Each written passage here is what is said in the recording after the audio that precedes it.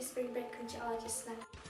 కాదు, రాబోయే ఉగాది సంబరాల గురించి డిస్కస్ చేస్తున్నాం. ఉగాది సంబరాల? అవును, చిగురించిన కొమ్మలతో వచ్చే వసంతం అన్న, కోయిల పాటతో వచ్చే చైత్రం అన్న అందరికీ ఎంతో ఇష్టం. అందుకే ఈ కొత్త సంవత్సరం రోజున ఈ ఉగాది సంబరాలు చాలా ఇంట్రెస్టింగ్గా ఉంది. ఈ సంబరాలు ఏం చేస్తాము, ఎలా చేస్తారు, ప్లీజ్ చెప్పవా? ఈ సంబరాలు గత 8 సంవత్సరాలుగా జరుగుతున్నాయి.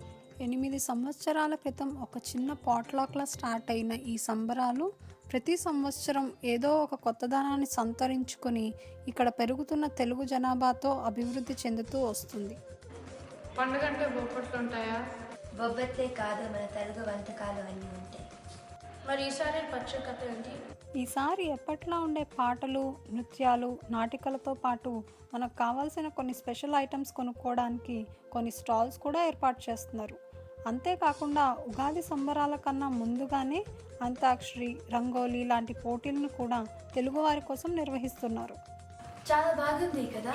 అవును, మనం వెళ్ళి రిజిస్టర్ మేము ఆల్రెడీ రిజిస్టర్ అయ్యాము. వెళ్ళి ప్రాక్టీస్ చేయాలి.